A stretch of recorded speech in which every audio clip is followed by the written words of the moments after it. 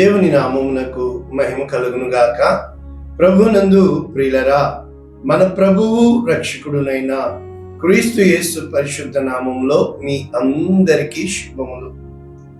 ఈరోజు దేవుడు మనల్ని ప్రేమించి 3వ తేదీ జూన్ మాసము 2025 సంవత్సరం ఇస్తున్న అద్భుతమైన వాగ్దానం. ఎంత గొప్ప వాగ్దానం అంటే, నేను నిన్ను విడువను ఎడబాయను. నేను నిన్ను విడువను ఎడబాయను. హెబ్రీయులకు రాసిన పత్రిక 13వ అధ్యాయము 5వ వచనం. మనము పూర్తి వచనం చూస్తే, ధన ఆపేక్ష లేని వారై మీకు కలిగిన వాటితో తృప్తి పొంది ఉండుడి. నిన్ను ఏమాత్రము విడువను, నిన్ను ఎన్నడూ ఎడబాయను అని ఆయన చెప్పెను కదా. కనుక పౌలు ఇక్కడ కోట్ చేస్తున్న ఈ వాగ్దానములు వెళ్లే ముందు ఇంగ్లీష్లో ఒక్కసారి మనం చూసినప్పుడు, new living translation, Hebrews chapter 13 verses 5, don't love money. Direct గా చెప్పబడింది, ధన ఆపేక్ష లేకపోతే ధనాన్ని ప్రేమించకండి. ధనాన్ని ప్రేమిస్తే మనుషులను ప్రేమించలేము, ఎవరిని ప్రేమించలేము. Be satisfied with what you have. మీకు కలిగి ఉన్న వాటితో మీరు తృప్తి పొందండి.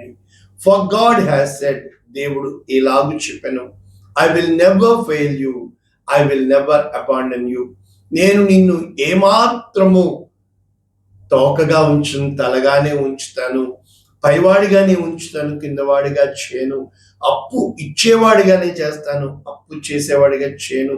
ఈ వాగ్దానాలన్నీ వింటున్నప్పుడు నిజంగా నమ్మశక్యము కాదు కదా.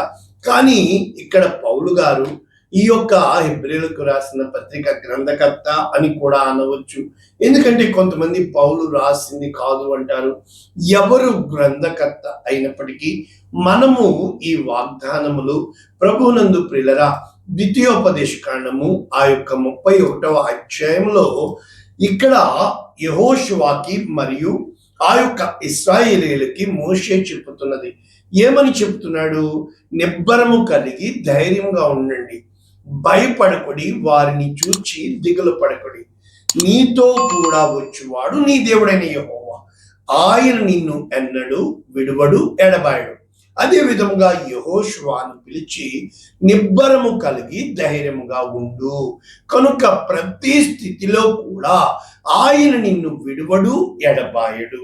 కనుక మనము నిబ్బరము కలిగి ఉండడానికే, ఆ లేని స్థితి వచ్చేదే మన చుట్టూ గందరగోళం, మన చుట్టూ అనవసరమైన వాటిలో మనము తలదూర్చడం, మన చుట్టూ భయంకరమైన పరిస్థితులు రావడానికి కారణం ఏంటంటే, ప్రభునందు ప్రియులరా, ఈరోజు మనము నేర్చుకుంటుంది, మన ప్రతి అవసరమునకు చాలిన దేవుడు అని తెలిసినప్పటికీ ఈ యొక్క డబ్బే ముఖ్యంగా నిజంగా ఈ యొక్క మనీ నకిలీ నోట్లను తయారు చేస్తుంది, మంకీ పనులను చేపిస్తుంది.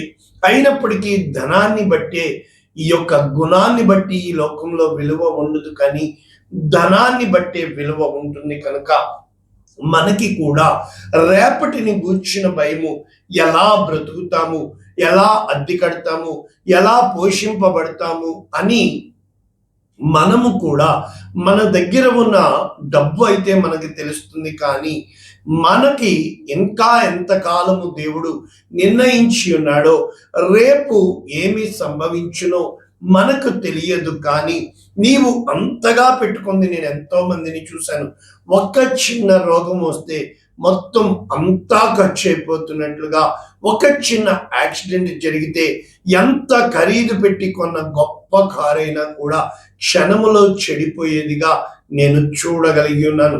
నా జీవిత కాల అనుభవంలో నేను ఈరోజు మీకు నేర్పిస్తున్న ఈ యొక్క మంత్రం ఏంటంటే, దేవుడు నన్ను విడువడు, దేవుడు నన్ను ఎడబాయడు, దేవుడు నన్ను అన్యాయము చేయడు, ఆయన నన్ను పోషిస్తాడు.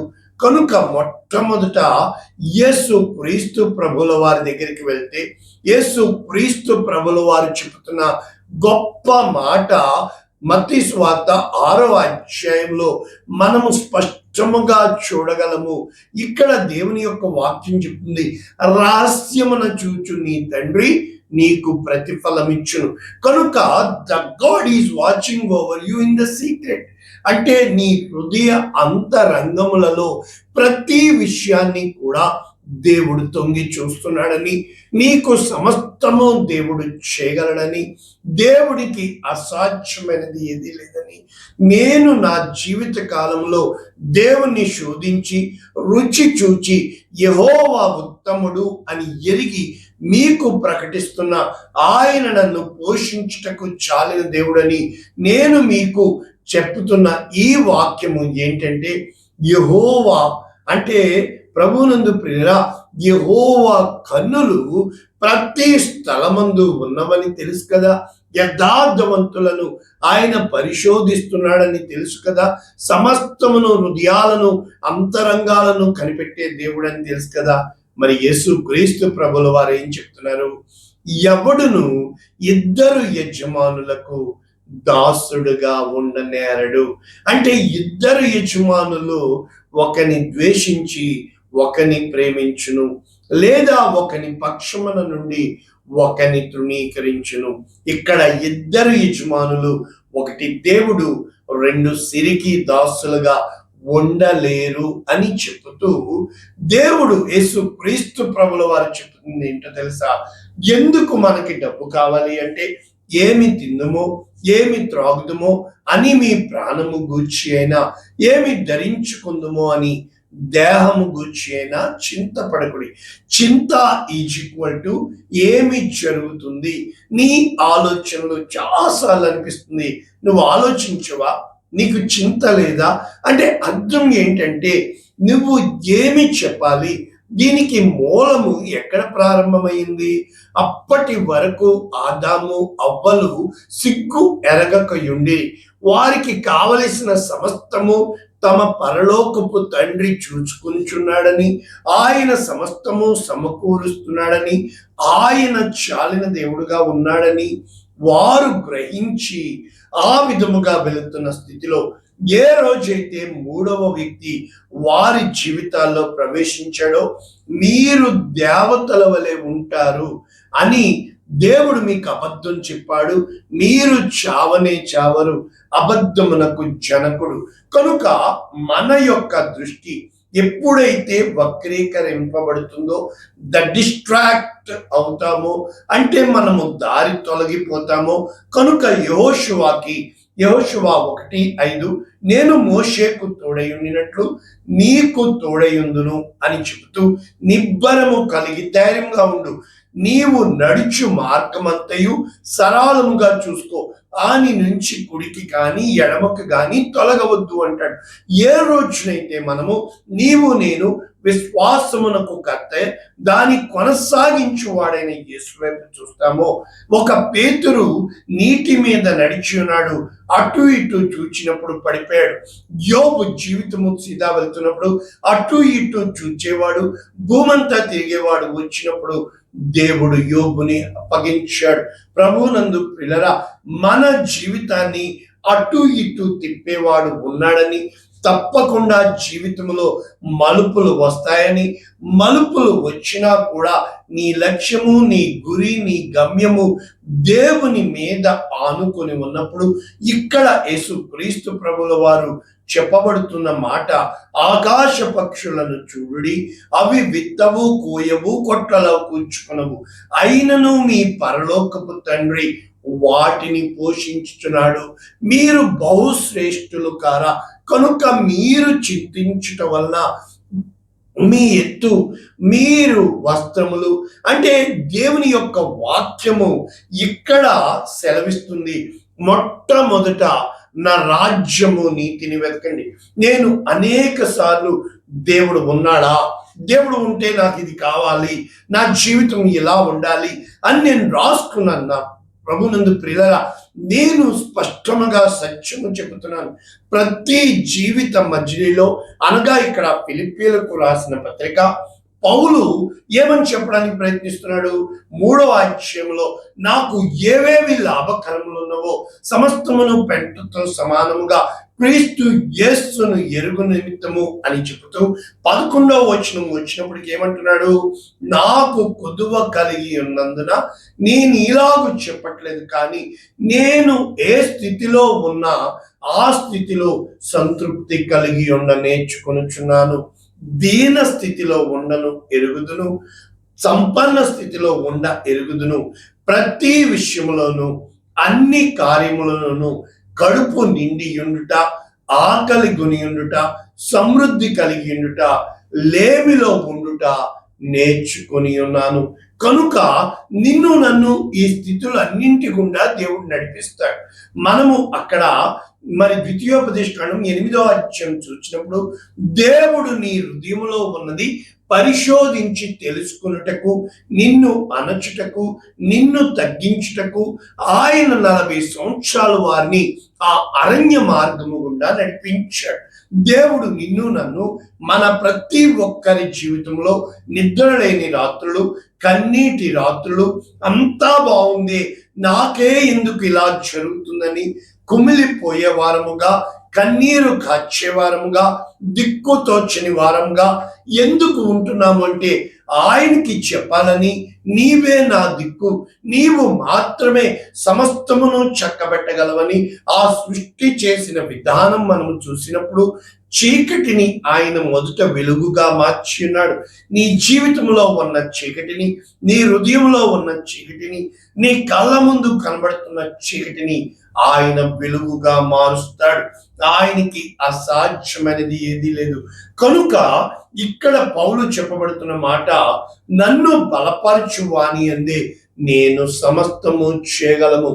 కాబట్టి ప్రభువునందు ప్రియులారా, ఏ రోజున అయితే నిన్ను ఆయన బలపరచకపోతే, అంతెందుకు పౌలుకి ఒక ముళ్ళు పెట్టి ఉన్నాను అన్నాడు, అంతెందుకు మోషే ఇంకా నన్ను అడగొద్దు అంటాడు.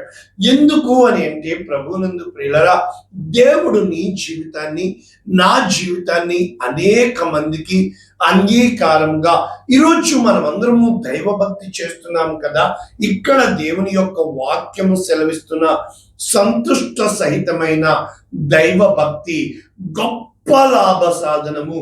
ఈ రోజున మీరు చూస్తే దేవుని యొక్క సేవకుడికి ఇవ్వబడిన గొప్ప భాగ్యము. నిజంగా దేవుని సేవకులు ఖర్చు పెడుతున్నంత, సమాజానికి చేస్తున్నంత సేవ మరి ఎవ్వరూ చేయటం లేదు. ఇక్కడ దేవుని యొక్క వాక్యం సెలవిస్తుంది.